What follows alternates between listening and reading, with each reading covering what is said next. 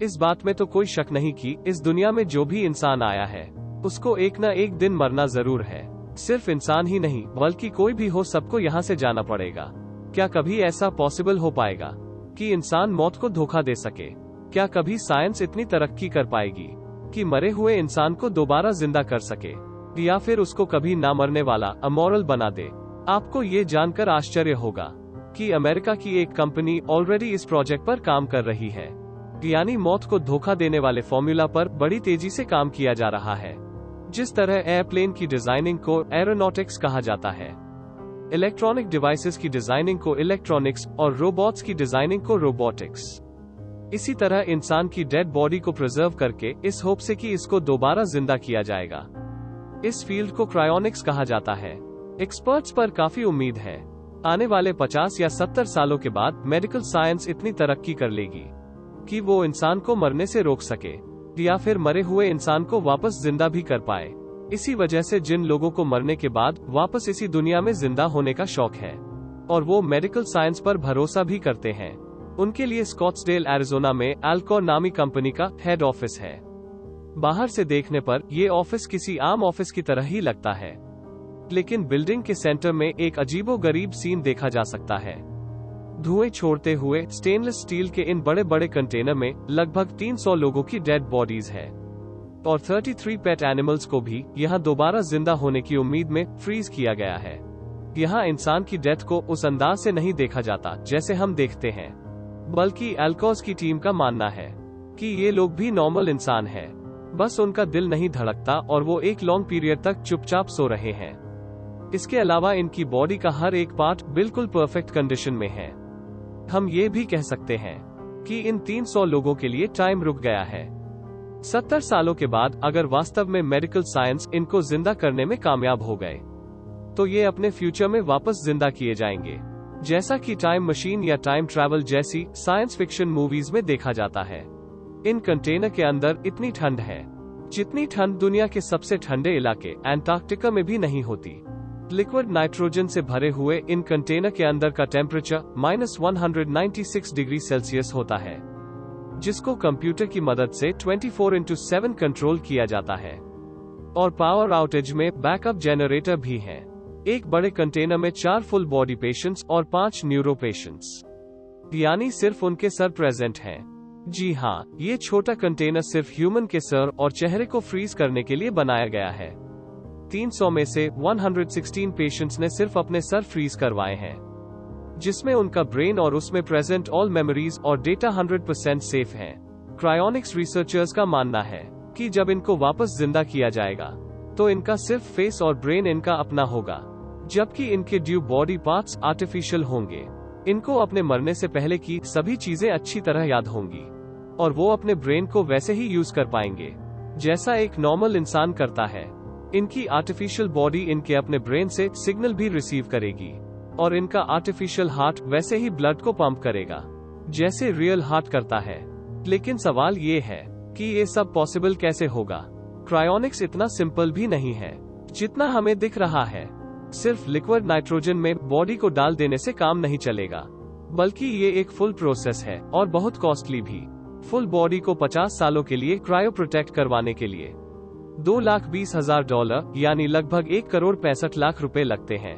और अगर किसी को सिर्फ अपना सर क्रायो प्रोटेक्ट करवाना हो तो उसको $80,000 अपने मरने से पहले ही पे करने पड़ते हैं, जो लगभग 60 लाख रुपए बनते हैं।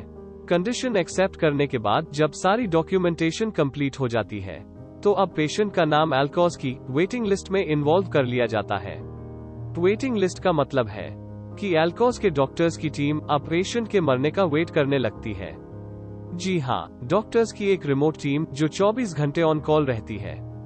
जैसे ही उनको न्यूज मिलती है कि पेशेंट मरने वाला है तो वो इमीडिएटली हॉस्पिटल पहुंचकर अपने स्पेशल अरेंजमेंट्स करना शुरू कर देते हैं। पेशेंट के मरने के तुरंत बाद उसको 1 घंटे के अंदर अंदर एल्कोस की फैसिलिटी में लाया जाता है और उसकी बॉडी पर क्रायो प्रोटेक्शन का प्रोसेस स्टार्ट कर दिया जाता है।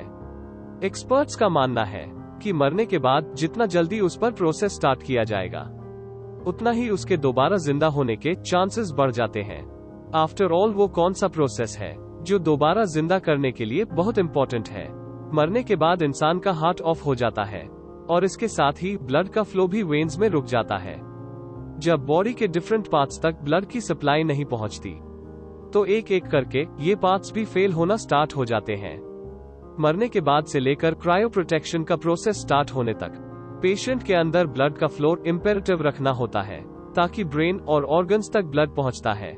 इसके लिए पेशेंट की चेस्ट पर एक मैकेनिकल पंप लगाया जाता है, जो आर्टिफिशियल उसके ब्लड को बॉडी पार्ट्स तक पंप करता रहता है। लेकिन मामला यहाँ खत्म नहीं होता, इसके बाद ऑपरेटिंग रूम में स्टार्ट होता है रियल एक्शन। यहाँ पेश की बॉडी में से सारा खून एक पंप की मदद से निकाल लिया जाता है, और उस खून की जगह एक खास केमिकल वापस बॉडी में डाल दिया जाता है। यहाँ ये समझना जरूरी है कि इंसान की बॉडी में 60% पानी होता है। अगर इसको ऐसे ही लिक्विड नाइट्रोजन में डाल दिया जाएगा, तो बॉडी के सेल्स के अंदर का पानी क्रिस्टल्स बन जाएगा, जिसकी वजह से बॉडी सेल्स टूट जाएंगे और फिर वो किसी भी स्थिति में वापस रिपेयर नहीं हो सकते।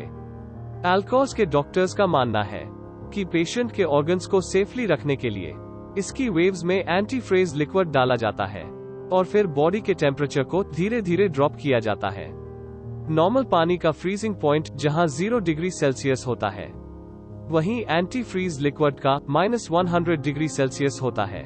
इसका फायदा ये है कि जब बॉडी का टेम्परेचर ड्रॉप हो रहा होता है, तो ऑर्गन्स इस खास एंटी फ्रीज लिक्विड से पहले ही फ्रीज हो जाते हैं।